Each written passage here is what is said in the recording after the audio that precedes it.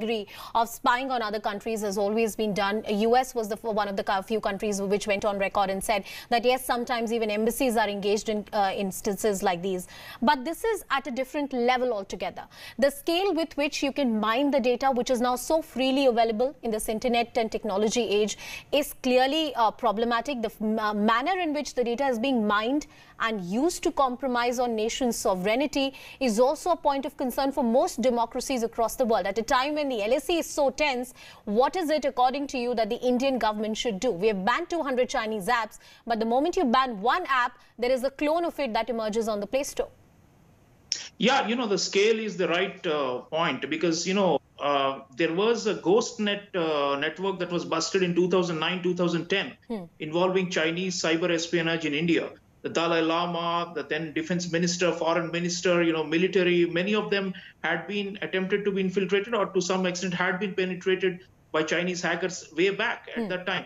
After that, we put up lots of new protocols and barriers and took lots of measures. Our National Technical Research Organization and the cyber security specialists in the military and all them, we beefed up a lot. And nonetheless, the Chinese prowess has been rising, so it's not at all a wonder. And like you said, democracies are especially targeted because this report says that apart from India, the main targets were Japan, US, United Kingdom, Germany, Canada. Look at the list.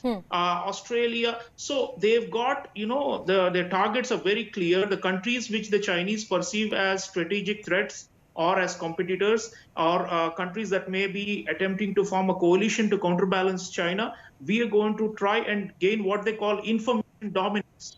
And hybrid warfare is part of that. They call it informatization of warfare also sometimes. Yes. These are some of the terms that have come up. There is also this concept of civil-military fusion.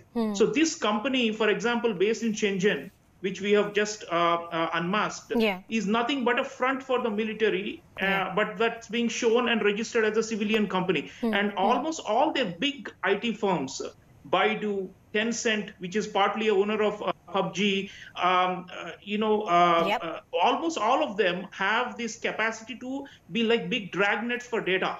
And what they don't do is they parse the data, they use it, like Anand was saying, for blackmailing, for gaining a negotiation advantage over adversaries, like in the case of the LAC conflict. So what do we have to do now? I think, look, always barriers have to be, reinforced. And whenever we have disclosures like this, it, is an alert and a warning to our agencies that we have to up our game. But on the other hand, look, our knowledge resources in terms of language, especially Mandarin, is rather weak. So our ability to gather and trawl data on the Chinese side is still limited, I would say. We have capacities. We do also try to pry upon their strategic and business interests, but I think it is limited.